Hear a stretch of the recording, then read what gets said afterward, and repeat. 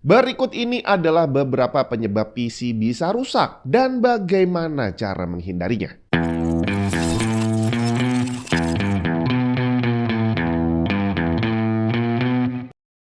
Rusaknya PC itu tidak selalu diawali dengan tanda-tanda. Berapa banyak orang curhat online, "Bang, tadi malam PC gue bisa nyala, tapi pagi ini nggak bisa nyala sama sekali, bre." Jadi ceritanya semua komponen, power supply, SSD, GPU, CPU, dan semualah yang ada di PC itu bisa aja mati mendadak tanpa ada pertanda apapun. Atau lebih tepatnya pertandanya nggak bisa kita lihat. Jadi kita nggak ngeh kalau sebenarnya PC kita itu udah ngap-ngapan dan mau mati, bre. Dan akhirnya terjadilah kemarin baik-baik aja, hari ini nggak mau nyala dan ternyata power supply-nya meleduk atau SSD-nya yang mati mendadak. Kerusakan PC sendiri ada dua macam, bre. Yang pertama adalah kerusakan software. Software ini berarti operating system, biasanya Windows-nya karena paling banyak orang pakai Windows gitu ya. Tentang Windows nggak akan kita bahas di video ini. Jadi ini adalah fokus untuk kerusakan hardware. Apa aja penyebabnya dan bagaimana cara menghindarinya. Tapi yang pasti kalau memang hardware-nya udah rusak dan harus ganti, ya udah buruan ganti. Tapi gantinya pakai Asus aja, bre. Mumpung lagi ada promo mantep nih. Kamu punya kesempatan menangin Steam Voucher atau MAP Voucher. Asus Rate Your Gear. Beli produk dari Asus, tulis review di Instagram, Facebook, Tokped, atau Shopee dan menangkan Steam Voucher 250.000 atau MAP Voucher 300.000. Pembelian online ataupun offline bisa ikutan semua. Promonya masih sampai 30 Juni 2026, jadi santai aja, nggak perlu buru-buru. Detail produk apa yang masuk dalam program ini berikut syarat lengkapnya bisa kamu cek di deskripsi. Kerusakan hardware umumnya terjadi karena faktor eksternal. Jadi kalau kita bicara hardware tiba-tiba rusak sendiri, itu kemungkinannya sebenarnya kecil banget, bre.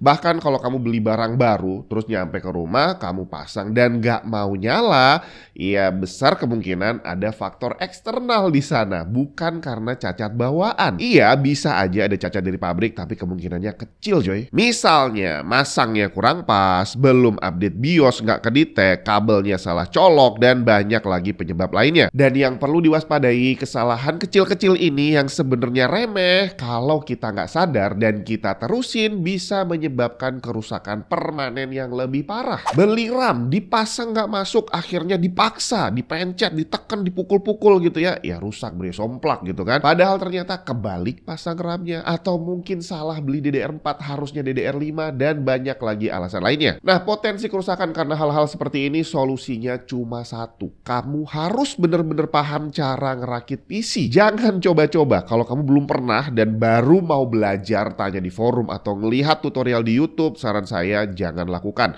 Mendingan kamu panggil orang yang paham, suruh dia ngerakit sambil kamu belajar di sana. Atau kalau memang kamu nggak ada waktu, ya udah beli aja langsung semuanya di satu toko, suruh ngerakitin orangnya dan baru diambil kalau udah bisa nyala. Gak ada yang salah dengan itu, gak usah malu. Gak bisa ngerakit PC, gak bisa install Windows, bukanlah tanda-tanda seseorang itu goblok. Kalau gak percaya, coba cari dokter kek atau profesor kek di kampus kamu, terus tanya sama mereka, konsultasi tentang ngerakit PC. Kita coba lihat berapa banyak yang bisa. Dan kamu yakin kalau mereka gak bisa berarti mereka goblok. Nah, berikutnya adalah untuk PC yang sudah dipakai, bukan pertama kali dirakit. Musuh pertama adalah panas. Panasnya hardware secara individu nggak jadi masalah sebenarnya. CPU kamu 100 derajat Celcius saat full load, no problem. CPU modern udah didesain dengan sesuatu yang namanya T-junction atau temperatur maksimum yang diizinkan oleh pembuat prosesornya. Begitu temperatur menyentuh T-junction, maka secara otomatis dia akan menurunkan performance-nya, nurunin clock biar temperaturnya nggak semakin naik. Namanya thermal throttling. Untuk CPU modern kelas atas, bahkan kamu pakai cooler dengan radiator 360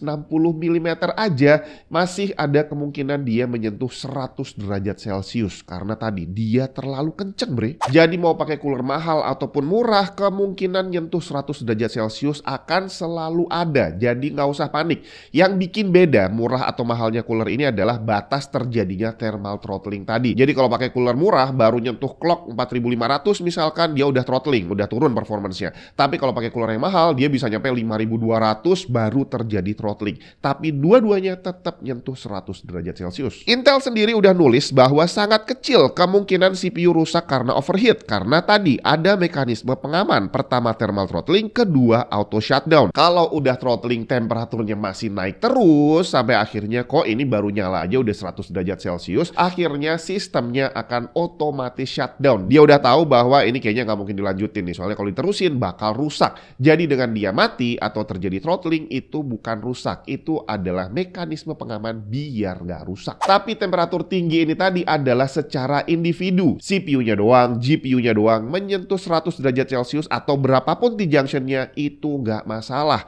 Yang jadi masalah adalah kalau semuanya digabung jadi satu di dalam sebuah casing yang kecil atau casing yang airflow-nya jelek. Saat kita bicara komponen panas sampai 100 derajat itu bukan di semua area, tapi hanya di titik tertentu aja. Chipsetnya doang, memory chipnya doang, VRM-nya doang, dan kalau SSD ya mungkin di controller atau di NAND flash-nya. Nah, begitu semuanya digabung jadi satu, CPU-nya 100, GPU-nya 100, SSD-nya yang harusnya 70 akhirnya terpengaruh oleh udara panas ini, dia jadi 100 juga, Bre. Dan akhirnya di dalam casing PC-nya tertumpuk panas ratusan derajat Celcius. Otomatis komponen-komponen yang tidak seharusnya panas jadi ikutan panas. Dan inilah sumber masalahnya. Penyebab panas ada banyak banget. Bisa jadi airflow casingnya yang jelek, bisa jadi temperatur ruangannya yang udah tinggi duluan, atau pemasangan cooler yang kurang benar, atau bisa juga karena PC-nya kotor. Debu yang menumpuk menghambat airflow dan bisa bikin kipas muternya nggak lancar. Jadi pastikan bahwa pemasangan cooler udah benar, pengaplikasian thermal paste juga udah bagus, plastik coolernya udah dilepas, kabel kipas dan water pumpnya juga udah terpasang, termasuk penempatan PC. Lubang airflow jangan terhalang dinding atau benda lain. Terus usahakan suhu ruangan juga tidak terlalu tinggi. Nggak ada AC nggak masalah, yang penting airflow ruangannya bagus, terutama untuk area tempat PC diletakkan. Seandainya memang kamarnya ini udah panas, nggak ada airflow sama sekali, ya nggak masalah. Coba diakalin dengan kasih kipas angin di tempat PC-nya terpasang aja. Udah, yang penting di sekitar PC udaranya jangan terlalu panas, Be. Setelah itu, install program untuk monitor temperatur, HW-Info, MSI Afterburner, atau yang lain, terserah. Yang penting kamu bisa pantau temperatur semua komponen. Jadi seandainya kepanasan, kamu bisa langsung tahu. Musuh PC berikutnya adalah faktor fisik, faktor mekanik, kegores, kebentur, kebanting, bahkan guncangan kenceng kayak kita nggak sengaja nendang meja bisa bikin PC mati dan nggak mau nyala lagi. Termasuk bersihin dari debu yang tadi kita khawatirkan bisa bikin panas, banyak yang berujung bikin PC-nya nggak mau nyala lagi. Untuk PC desktop yang udah kepake, udah terpasang ditaruh di atas meja, kemungkinan terjadi kerusakan fisik memang cukup kecil. Kecuali PC-nya tadi dibongkar, dibersihin, dikuas, terus apalagi dipindahin, dan waktu mindahin nggak sengaja kepentok, nggak sengaja kebanting, itu baru muncul potensi untuk terjadi kerusakan. Jadi cara menghindarinya, iya tadi, jangan lakukan semua itu. Kalau bisa jangan terlalu sering dipindah-pindah. Terus kalau kita lagi di depan meja, hati-hati, jangan sampai ketendang, jangan sampai ngegebrak meja terlalu keras gitu ya. Dan kalau mau bersihin, ini yang penting.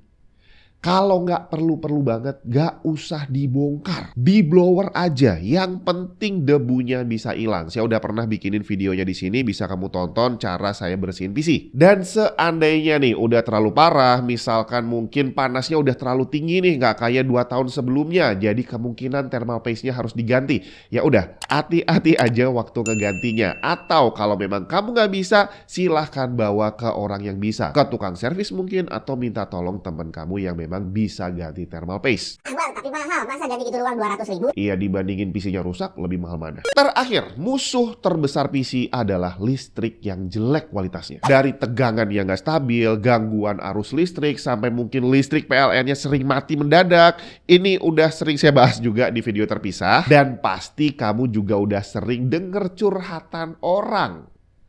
Listriknya sering redup gitu ya, kedip-kedip lampunya, terus kadang-kadang PC-nya mati sendiri tanpa ada pertanda apapun. Itu bisa jadi adalah gejala tegangan listrik yang kurang bagus. Lapisan pelindung utama PC dari gangguan listrik adalah power supply. Jadi saat beli, pilihlah power supply yang memang bagus, Bre. Karena mahal murahnya power supply itu bukan tentang kapasitasnya, tapi tentang kemampuan power supply-nya melindungi PC kita dari gangguan listrik yang ada. Bang, gimana kalau dipasang stabilizer? Untuk PC, Power supply yang bagus itu kemampuan melindungi komponennya lebih baik dibandingkan stabilizer yang murah. Jadi kalau kamu belinya stabilizer yang cuma beberapa ratus ribu, ya mendingan dialihkan beli power supply yang bagus aja. Kecuali kamu pakai stabilizer yang kelas mahal gitu ya, yang harganya sampai beberapa juta, itu baru kemungkinan dia bisa melindungi dengan benar. Tapi kayaknya kalau pengguna PC bicara tentang stabilizer, umumnya adalah stabilizer murah untuk ngakalin power supply-nya yang jelek.